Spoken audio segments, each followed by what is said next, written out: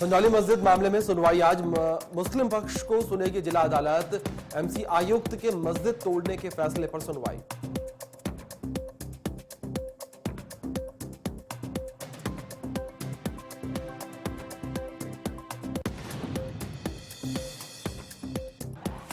रांची में कांग्रेस पर बरसे नेता प्रतिपक्ष जयराम ठाकुर का कि हरियाणा ने हिमाचल प्रदेश के अनुभव से सीखा, हिमाचल की तरह झारखंड को ठगने की तैयारी में कांग्रेस।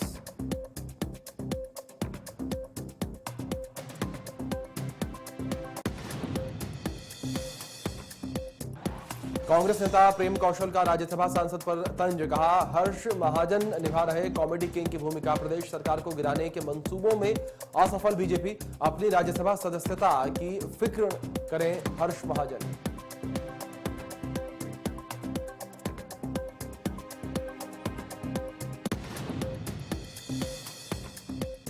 शिमला में रामकृष्ण मिशन और ब्रह्म समाज में तनाव, समर्थकों ने लगाए एक दूसरे पर हमले के आरोप, प्रशासन ने बढ़ाई आश्रम की सुरक्षा।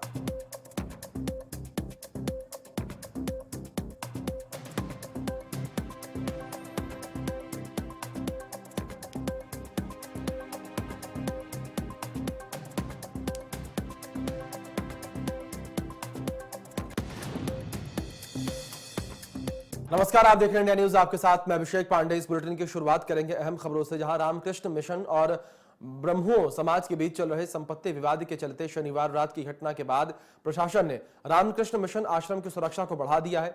रविवार रात 15 पुलिसकर्मी और 7 QRT जवान पूरे परिसर में तैनात रहे और हर आने जाने वाले से पूछताछ की जा रही थी और प्रदेश द्वार पर सुरक्षा का सख्त पहरा रहा। हर व्यक्ति ने अपने आने का कारण पूछा जा रहा था और पहचान पत्र दिखाने के बाद ही आश्रम में प्रवेश की अनुमति दी जा रही थी। पूरे इलाके में तनाव का माहौल था।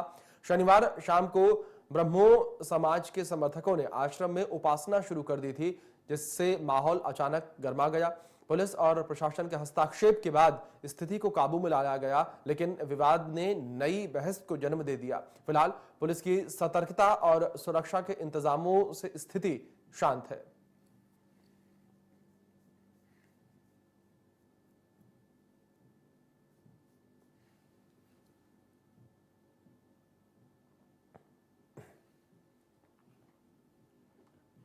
हिमाचल प्रदेश में विपक्ष के नेता जयराम ठाकुर इन दिनों दूसरे राज्यों में हो रहे चुनाव को लेकर प्रचार कर रहे हैं। इसी कड़ी में जयराम ठाकुर रांची पहुंचे और मौके पर उन्होंने कहा कि 2 राज्यों में जो चुनाव हो रहे हैं और जो माहौल हम देख रहे हैं, उससे साफ है कि दोनों जगह पर हमारी सरकार बनेगी। झारखंड लगातार विकास में पिछड़ रहा है, एनडीए की ईमानदार सरकार बनेगी। हरियाणा ने हिमाचल प्रदेश के अनुभव से सीखा है, इसलिए वहां फिर से बीजेपी की सरकार आई। हम झारखंड में भी यही अनुरोध करने आए हैं कि हिमाचल में जो स्थिति कांग्रेस ने पैदा की, वो यहां भी न दोहराई जाए। घुसपैठियों पर हमारी पार्टी का स्टैंड साफ है कि हम देश के हर नागरिक की सुरक्षा सुनिश्चित करें, लेकिन यह मंजूर नहीं है कि विदेशी यहां आकर यहां के संसाधनों और सुविधाओं पर कब्जा करें और देश के खिलाफ काम करें। हमारा मकसद घुसपैठियों को चुन चुन कर भगाना है। 2 राज्यों में ये जो चुनाव हो रहा है, विशेष तौर से महाराष्ट्र और झारखंड में, दोनों राज्यों में हमारा जाना हुआ है। जो अपने साथियों से बातचीत है, जो फीडबैक उसके आधार पर और जो माहौल, जो वातावरण हम देख रहे हैं, उसके मुताबिक मैं दावे के साथ कह सकता हूं कि ऐसी स्थिति बन गई है कि दोनों राज्य में भारतीय जनता पार्टी की सरकार बनेगी। महाराष्ट्र में फिर से बनेगी और झारखंड में जो है वो एनडीए की सरकार यानी कि भारतीय जनता पार्टी के नेतृत्व में बनेगी, निश्चित रूप से बनेगी, क्योंकि झारखंड विकास की दृष्टि से लगातार पिछड़ता जा रहा है। बहुत सारे संसाधन होने के बावजूद भी जिस प्रकार से यहाँ पर लूट मची है, एक सांसद के घर से 350 करोड़ रुपए मिलते हैं, अधिकारियों के घर से करोड़ों रुपए मिलते हैं, मुख्यमंत्री जेल की सलाखों के पीछे चले जाते हैं, अधिकारी जेल में चले जाते हैं, और उस राज्य में इस पार्टी से और कांग्रेस पार्टी से विकास की उम्मीद, काम की उम्मीद लगाना मुझे लगता है कि बिल्कुल भी उचित नहीं होगा। इसलिए एनडीए की सरकार, ईमानदार सरकार, और जो झारखंड के हितों की रक्षा कर सके और उसके साथ डबल इंजन के सरकार केंद्र और ज्यादा मदद कर सके झारखंड को विकास की दृष्टि से आगे बढ़ाने के लिए, ये माहौल हम सब जगह देख रहे हैं। निश्चित रूप से सरकार बनेगी और बहुत बड़े बहुमत के साथ सरकार बनेगी। कांग्रेस की गारंटी के बारे में मैंने कहा ना, जो वादे किए थे हिमाचल प्रदेश में उन्होंने झूठी गारंटी दे करके 10 गारंटी दे करके सत्ता हासिल की। 2 साल बीत गए, अभी तक एक भी गारंटी पर काम नहीं हुआ, एक भी गारंटी पूरी नहीं हुई हिमाचल प्रदेश में। और इसलिए हम कह रहे हैं कि हिमाचल प्रदेश का अनुभव से हरियाणा ने सीखा।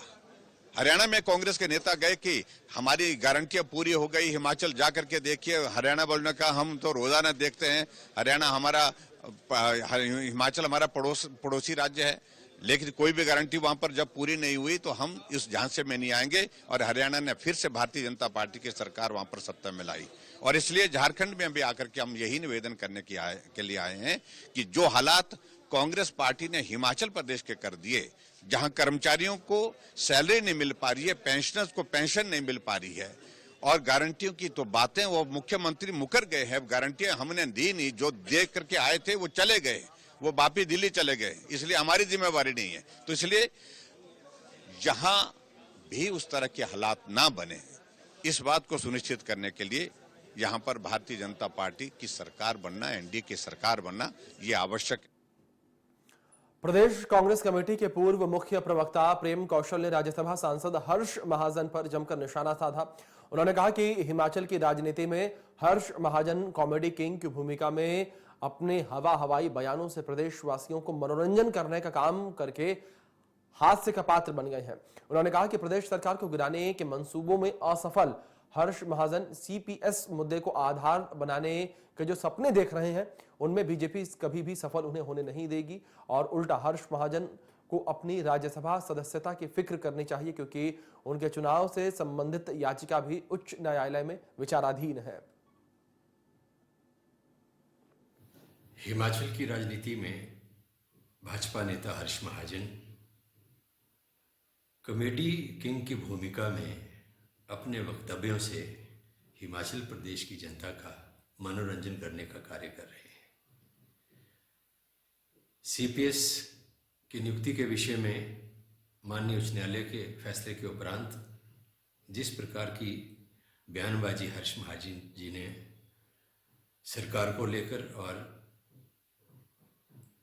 विधायकों की सदस्यता को लेकर की है, उससे स्पष्ट होता है कि सरकार गिराने के अपने मंसूबों में असफल होने के उपरांत हर्ष महाजन एक बार पुनः जिन सपनों की दुनिया में रह रहे हैं, वो वास्तविकता के ऊपर आधारित नहीं हैं। और सरकार की चिंता करने की बजाय हर्ष महाजन जी को अपनी राज्यसभा की जो सदस्यता है उसकी चिंता करने की आवश्यकता है, क्योंकि उनके राज्यसभा चुनाव को चुनौती देने वाली एक याचिका हिमाचल प्रदेश के माननीय उच्च न्यायालय में विचाराधीन है। सीपीएस का निर्णय उच्चतम न्यायालय से आने के उपरांत भारतीय जनता पार्टी के नेता अति उत्साह में सदस्यों के विधानसभा सदस्यों की सदस्यता रद्द करने, सरकार के गिर जाने को लेकर जो बयानबाजी कर रहे हैं, उन भाजपा नेताओं से कहना चाहता हूं कि आप अपना जो ये मंसूबे हैं हिमाचल प्रदेश की राजनीति में सरकार को गिराने के, आपके ये किसी भी स्तर पर कभी भी सफल होने वाले नहीं हैं। और मुख्यमंत्री को लेकर हर्ष महाजन जी ने जो टिप्पणियां की हैं, मैं महाजन साहब आपसे कहना चाहता हूं कि आपकी और भाजपा नेताओं की मुख्यमंत्री के खिलाफ जो षड्यंत्र और टिप्पणियां हैं वो हिमाचल विरोधी हैं, क्योंकि मुख्यमंत्री हिमाचल प्रदेश को कर्ज और केंद्र की मेहरबानी से मुक्त कराने के रास्ते के ऊपर एक स्वाभिमानी हिमाचल बनाने के रास्ते पर। सरकार वैसे तो हर घर में पानी पहुंचाने के दावे करती है और अब पानी पर ग्रामीण क्षेत्रों में भी पानी बिल अदायगी की बात उठ रही है, लेकिन आज भी कई ग्रामीण क्षेत्रों से लोगों को पेयजल सुविधा नहीं मिल पा रही है और कई बार शिकायत करने के बावजूद भी उनके नल बाल्टी खाली हैं। ऐसा ही एक उदाहरण है पोंटा विधानसभा क्षेत्र के डांडा पगार गांव का। इस गांव में ग्रेविटी से पेयजल आता है, लेकिन पिछले कई दिनों से यहां पर पानी नहीं आ रहा है। लोगों ने कई बार इसको लेकर जल शक्ति विभाग को आग्रह किया, लेकिन पानी नहीं आया। ग्रामीणों का कहना है कि अगर उनके इस पेयजल समस्या का समाधान नहीं हुआ तो मजबूरन उन्हें मुख्य सड़क को बंद करना होगा। 1 साल 2 महीने से पानी नहीं है। अगर लास्ट में 10-12 घर ऐसे हैं जो पानी से कई दिनों से परेशान है, और अगर हम 1100 पे फ़ोन करते हैं तो वहाँ से बोला जाता है कि आपकी समस्या का समाधान हो जाएगा। और क्या बोलते हैं, इधर से कोई वाटर सप्लाई वाले उनको इन्फॉर्मेशन दे रहे हैं कि पानी इनको परमानेंट दिया जा रहा है। इसलिए ना तो मुख्यमंत्री से कोई हमारा समाधान कर रहे हैं और ना ये वाटर सप्लाई वाले। अब आपसे यही हाथ जोड़ के रिक्वेस्ट है कि हमें पानी दिया जाए। धन्यवाद। मेरा सरकार से अनुरोध है कि हमें पानी दिया जाए। हम पानी से बहुत परेशान है। सुबह पहले पानी लाना पड़ता है 2 किलोमीटर, उसके बाद काम पे जाना पड़ता है और घर पे बहुत ज़्यादा परेशान है पानी। हमारे पास पैसा नहीं कि हम ये टैंकर मंगवा सकें, नहीं हमारे पास कोई अंडरग्राउंड टैंक है कि हम उसमें पानी डाल सकें। हम पानी से बहुत परेशान, तो मैं सरकार से अनुरोध करता हूँ कि हमें पानी दिया जाए। धन्यवाद। 1 साल 2 महीने हो गए, बहुत परेशान है। डो के पानी ला रहे, 5 साढ़े पूरे गाय और गर्मियों में भी पूरे, और अभी तक भी। और एक जाने हूँ का तो कर दे पानी तो ढो दे, तो क्या काम तो कर दे। बहुत परेशान है, दुखी है। चलिए खबरों में आगे बढ़ते हैं। इस बीच बड़ी खबर सामने आ रही है, इस तरफ कर लेते हैं। संजौली मस्जिद से जुड़ा पूरा मामला है, अवैध निर्माण का मामला है। जिला अदालत में मामले पर सुनवाई आज होगी। ये बड़ी खबर सामने आ रही है, जिला अदालत में मामले को लेकर सुनवाई की जाएगी। बड़ी खबर है जो इस बीच सामने आ रही है। एमसी आयुक्त के आदेशों के विरुद्ध ये सुनवाई होगी। मुस्लिम वेलफेयर सोसाइटी की याचिका पर आज सुनवाई होनी है। जिला अदालत में मामले को लेकर आज सुनवाई होगी। मुस्लिम पक्ष को जिला अदालत आज सुनेगी। एमसी आयुक्त के आदेशों के विरुद्ध में ये सुनवाई होनी है। ये बड़ी खबर आप तक पहुंचा रहे हैं। मुस्लिम वेलफेयर सोसाइटी की याचिका पर सुनवाई होनी है। ये बड़ी खबर इस बीच सामने आ रही है। संजौली मस्जिद के अवैध निर्माण का पूरा मामला है, जिसको लेकर सुनवाई होगी। जिला अदालत में मामले पर सुनवाई आज होगी। बड़ी खबर इस बीच सामने आ रही है। पूरे मामले को लेकर आज सुनवाई की जाएगी। मुस्लिम पक्ष को आज जिला अदालत सुनेगी और मुस्लिम पक्ष जो है अपनी दलीलें रखता हुआ नजर आएगा। अपनी दलील रखेगा कि किस तरीके से जो मस्जिद का निर्माण है वो अवैध नहीं है, जो अवैध हिस्सा है उसको वैध बताने का कार्य जो है वो किया जाएगा मुस्लिम पक्ष के द्वारा। और आज ये अहम सुनवाई का दिन। एमसी आयुक्त के आदेशों के विरुद्ध ये सुनवाई हो रही है। मुस्लिम वेलफेयर की याचिका पर आज सुनवाई होगी।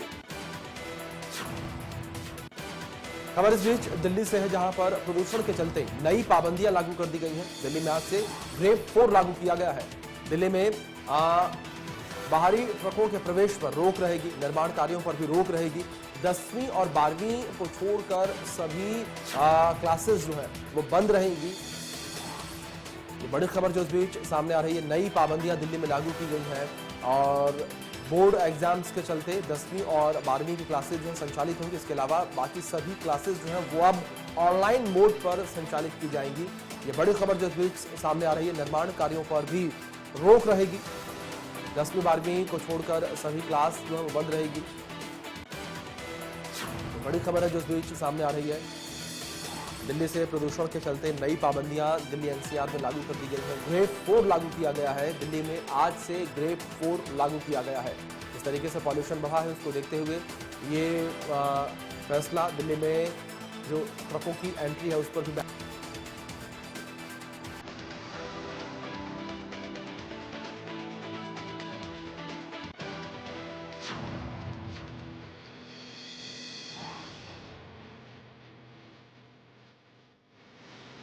ये बड़ी खबर इस बीच सामने आ रही है। दिल्ली में आज से ग्रेड 4 जो है लागू होगा, अब लागू हो चुका है और ग्रेड 4 नियम के तहत कई नई पाबंदियां अब दिल्ली एनसीआर में देखने को मिलेंगी और कंस्ट्रक्शन जो है वो अब बंद रहेंगे दिल्ली में। और जो भारी डीजल व्हीकल है जैसे कि ट्रक है उनके ऊपर भी पाबंदी देखने को मिलेगी। दूसरी ओर जो बाहरी राज्यों से ट्रक दिल्ली में दाखिल होते हैं उन पर भी पाबंदी देखने को मिलेगी, उन पर भी रोक देखने को मिलेगी और आने वाले दिनों में दिल्ली में ऑड इवन जो है वो भी देखने को मिल सकता है। पंजाबी सिंगर दिलजीत दोसांझ ने हाल ही में तेलंगाना सरकार से कानूनी नोटिस मिलने के बाद सुर्खियां बटोरी। नोटिस में उन्हें हैदराबाद में अपने आगामी कॉन्सर्ट के दौरान शराब, ड्रग्स या फिर हिंसा को बढ़ावा देने वाले गाने नहीं बजाने की और नहीं गाने की चेतावनी दी गई। अब सिंगर ने इस नोटिस पर मजाकिया अंदाज में अपनी प्रतिक्रिया दी।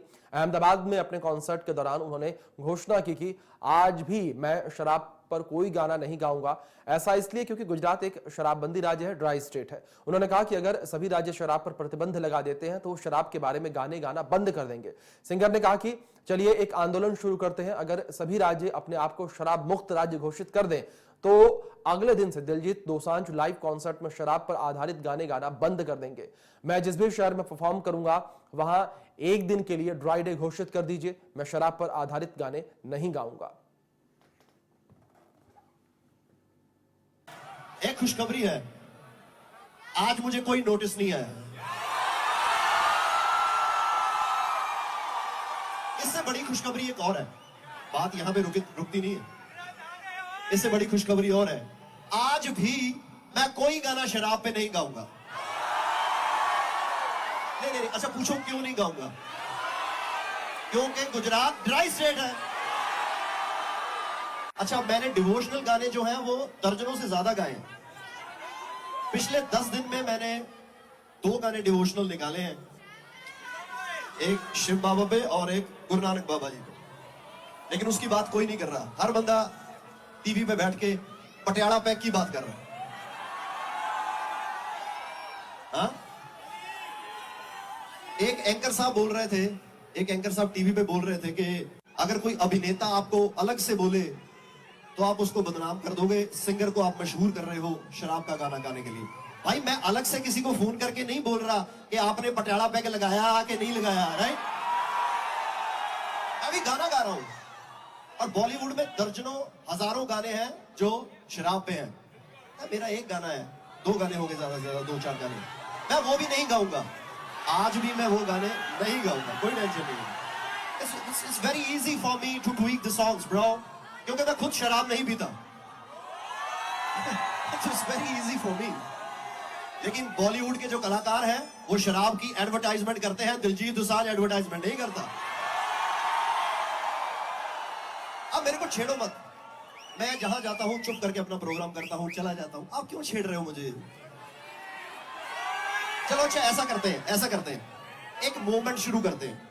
जब इतने लोग इकट्ठे हो जाए तो मूवमेंट शुरू हो सकती है। एक मूवमेंट शुरू करते हैं। ये अच्छी बात हुई, इन्होंने ये बात उठाई है। जिस अगर ये हमारे पूरी स्टेट जो है, जितनी भी स्टेट्स हैं हमारे यहां, अगर वो सारी अपने आप को ड्राई स्टेट घोषित कर देती हैं, अगले ही दिन दिलजीत दोसांझ अपनी लाइफ में कभी शराब पे गाना नहीं गाएगा। मैं प्रण करता हूं, हो सकता है ये बहुत बड़ा रेवेन्यू है। कोरोना में सब बंद हो गया था, ठेके बंद नहीं हुए थे जनाब। क्या बातें कर रहे हो आप यूथ को फुद्दू नहीं बना सकते। अच्छा एक और मौका दूं, एक इससे भी अच्छा ऑफर दूं, एक और। जहां जहां मेरे शो हैं वहां आप एक दिन के लिए ड्राई डे घोषित कर दो, मैं शराब का गाना नहीं गाऊं। It's very easy for me. Again मैं आपको बता रहा हूं, गानों को ट्वीक करना it's very easy for me. मैं कोई नया कलाकार थोड़ी हूं कि आप उसको बोलोगे कि ये गाना नहीं गा सकता, ये नहीं गा सकता, ये नहीं गा सकता, और मैं बोलूंगा अरे मैं क्या करूंगा, और मैं गाने को ट्वीक कर दूंगा, गाना चेंज हो जाएगा और उतना ही मजा आएगा। मेरे को नहीं पता, आप लोग कुछ बोल रहे हो कि गुजरात जो है वो ड्राई स्टेट है, कुछ लोग बोल रहे नहीं है। अगर है ये बंदे बोल रहे हैं, अगर है तो मैं गुजरात सरकार का फैन हो गया हूं। मैं खुला सपोर्ट करता हूं गुजरात सरकार को। हम तो चाहते हैं अमृतसर साहब, हमारा होली जो सिटी है वो भी ड्राई सिटी घोषित किया जाए। मैं चाहता हूं अब शुरू करते ना, आओ मेरे साथ, मैं गाने बंद कर दूंगा शराब के, आप ठेके बंद कर दो देश में। It's very easy for me bro. 4-5 गाने मेरे शराब के नहीं गाऊंगा, मैं उसको ट्वीक कर दूंगा, क्या हो जाएगा? आप मेरे को क्यों छेड़ रहे हो? हिमाचल प्रदेश का किन्नौर पारंपरिक पहाड़ी जैविक उत्पादों और स्थानीय सूखे मेवों के लिए देश दुनिया में जाना जाता है। खासकर भारत तिब्बत व्यापारिक संबंधों के प्रतीक अंतर्राष्ट्रीय लवी मेले की पहचान इन उत्पादों के कारण रहती है। लेकिन समय के साथ इन उत्पादों का बाजार लुप्त होना शुरू हो चुका है। इसका प्रमुख कारण क्षेत्र के लोगों का सेब की नई किस्मों की बागवानी की ओर बढ़ता रुझान है। किन्नौर के लोगों और बागवानी विशेषज्ञों का कहना है कि पारंपरिक उत्पादों और सूखे मेवे को तैयार करने में ज्यादा श्रम, शक्ति और उत्पाद लगता है, और वहीं सेब की नए किस्मों की बागवानी से उन्हें ज्यादा लाभ हो रहा है। तरफ से प्रयास किया जा रहा है कि हमारा एक जैसे पोषक अनाज संवर्धन योजना है, इसमें हमारा जो मिलेट्स है इनके ऊपर हम सब्सिडी पर किसानों को उपलब्ध करवा रहे हैं। जैसे आप यहाँ देख सकते हैं हमारे पास कोदा है, कांगनी है, तो किसानों को इसके तरफ हम मोटिवेट कर रहे हैं ताकि ये जो विलुप्त हो रहे हैं हमारे जो अनाज हो रहे हैं उनको दोबारा हम इसमें किसान भाई उगाए और इसको हम आगे आने वाले समय के लिए इसको प्रिजर्व कर सके। तो हमारा विभाग का यही प्रयास है कि ये हमारा धीरे धीरे काफी इसको बढ़ावा दे रहे हैं हम, और सरकार की तरफ से इसको सहयोग भी दिया जा रहा है। फिलहाल मैं 3-4 साल से लवी लगा रहा हूँ, तो लवी में अभी तो कोई तेजी तो है नहीं। पिछले बार भी मंदा ही था, इस बार भी अभी तो फिलहाल मंदा ही है। और क्या माल लेके आए? माल तो हमारे पास न्योजा है, अखरोट है, गुच्छी है, अंजीर है, आड़ू है, पलम है, खुरमानी है, चुल्ली है, सातू है, राजमा है। इस तरह से हमारा ड्राई फ्रूट ये हमारा लोकल है, स्पेशल, ये बाहर का तो है नहीं। तो वैसे किन्नौर में बिकता भी सारा हमारा लोकल। तो वैसे जनरली जो खरीदार है वो पहले की अपेक्षा बढ़ रहे हैं कि कम हो रहे हैं? ये तो बहुत कम हो रहे हैं जी, क्योंकि एक कारण तो ये है कि हमारे किन्नौर में सारे सेब के बगीचे तैयार होने के कारण लोगों का ये जो राजमा है इसका पैदावार बहुत ही कम है, और वहाँ वैसे बहुत महंगा पड़ रहा है। लोग यहाँ यकीन नहीं कर रहे हैं, वहाँ 350-400 तक बोल रहे हैं। तो यहाँ हम कोशिश तो करें 400 तक भेजे, पर वहीं से महंगा पड़ रहा है, तो थोड़ा काम चलाना मुश्किल हो रहा है जी। सर तो इसमें जो है नई वैरायटीज आ रही हैं और ये जो है मार्केट में अच्छा बिक रहा है फ्रूट, इसलिए जो लोग जो है चेंज हो रहे हैं, डाइवर्ट हो रहे हैं। और नई वैरायटीज के जो सेब आ रहे हैं जैसे स्पर्श वैरायटी के, वो 4 साल में जो है इसमें बेरिंग में जो है फ्रूट आ जाता है, इसलिए लोग जो है इस और काफी मुड़ रहे हैं, चेंज कर रहे हैं जो एग्रीकल्चर से। कितनी तेजी से डाइवर्जन हो रहा है? बहुत, हाँ, हर साल जो है हम लगभग जो है यहाँ पे इस ब्लॉक में जो है 10 से 15 हजार प्लांट्स जो है दे रहे हैं तो इसी से पता लग रहा है कि लोग जो है चेंज कर रहे हैं।